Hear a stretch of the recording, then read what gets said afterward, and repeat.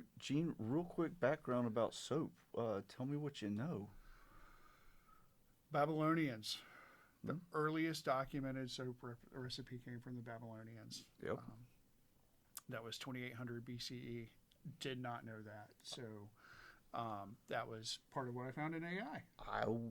Found the same kind of thing on one of the different websites I was looking at. Also, there was references to evidence that the Egyptians used it considerably far back in time, about the same distance back. Yeah, so it was wood ash and rendered animal fat Hmm. initially. Oddly enough, don't think it's really changed chemically that much since It then. has not. That's It has pretty not. awesome. The basics of it is that you did take some wood ash, run water across it. You'd get potash, potassium hydroxide or sodium hydroxide, one of the two. It's a chemical called Hmm. lye, and you skim that off, mix it with some animal fat, and you get ultimately no lye left in the material. If this is done correctly, it's not hard to do correctly, and no lye left in the material, excess amount of fat in there, and the result is that you have soap. Yeah, It's pretty cool. Well not established. dissimilar to the way they did it for Fight Club. It's been a very long time since I saw that. Yeah, you should go back and rewatch that movie. It's a great movie. I need to. Yeah, I remember that being a soap factory in that. hmm with Huh. with human fat, which is I frowned did. upon substantially. But I did not remember that being part of the detail. yeah, Don't use human fat for your soap. yeah, Oh, that's appalling. yeah. That was one of the twists that kind of got me. Yeah. Sorry for the. Yeah, I thought the rule about Fight Club was, Don't talk about Fight Club. yeah, I Oh, remember that that's the only thing I remember. yeah. Sorry. I know that there I'll was, stop talking about it now. no, yeah, it's too late. Brad Pitt's going to come for us. Uh oh. Yeah. As long as Maybe. my wife's here, we're in good shape. Yeah, it's same. Same. My better half would. Well, I don't know. I don't know. I'll have to ask when I get home. No, we'll see. Anyway, the basic chemistry of soap is that you've got a molecule that is at one end attracted to water, and at the other end is not attracted to water. It's actually repels water, and it's attracted to compounds like grease, oil, and stuff like that. So when you put soap on your hands and you rub them together, what you're going to get is two effects going on. The scrubbing, the physical scrubbing, is necessary because that washes away all of the water soluble bits of crud or whatever it is that's on your hand. But then the mechanical action coats the grease based components that you might have on your hand with the grease based part of the soap molecule, which then the outside of it is coated with something that's attractive to water. So it encapsulates these little grease particles, and then the outside, water soluble, can wash the stuff away. This is a very, as Gene has pointed out, this is a very, very, very old technology, Mhm. right? And it's been a very flexible technology It's through the used for a years. whole lot of stuff. I was somewhat horrified to find out just how many uses. We had one of our librarians in here helping us get set up because we're in a space that we've never used before. It's pretty cool too. It's very cool. We will have to take a couple of pictures of this space and put them into post at the very end. But one of the librarians, when we were talking just now, a few minutes ago, made a comment or asked a question about what we are going to talk about, and it was in terms of things that most folks don't realize are soap. Automatic transmission fluid is like 90 something percent soap.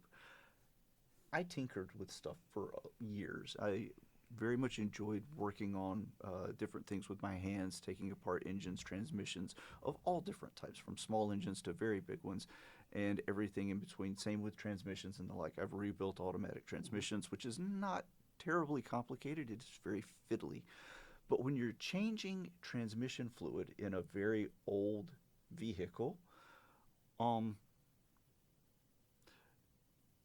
at least the one that I was doing it with, when you drop the transmission pan down, there was no plug in it. So you just lower the entire transmission pan down very carefully. 16-year-olds are not careful people, Gene. They're not. No, I Huh. was not. Were you? No, and I've got a 15-year-old at home, and he's not real careful either. So Yeah, I no. get it. This is a question for off camera, but what's the most expensive thing that he's broken so far? That is a really, really good question, and I'm not entirely positive, but it was probably one of the computers. Oh, that's expensive.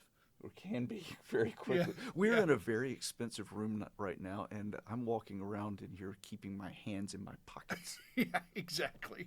I brought a drink, and it's on the floor. Yeah, mine's over here, and I don't dare open it Yeah. because there's things here. Yeah.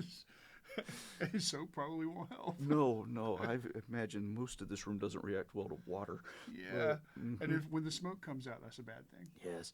Yeah. I don't know. I wonder, smoke damage. I guess you could clean that with soap. Yeah. Yeah. Get that off of walls and surfaces that way. Yeah, I'm sure that you can. I don't know how you get out of like air vents and the like. Yeah. I just know that if you let the smoke out of electronics, you can't put the smoke back in. Yeah, the electronic stops. Right. Yeah. When the smoke comes out, everything stops. Yeah, it's done. That's all I can tell you about how that works. Don't apply soap to electronics. Right. Yes. Okay. Yeah. So when you're making soap, one of the goals is to make sure that you don't have any lye left in the soap. So you add more fat or more fat components than is completely necessary to dissolve all of the lye.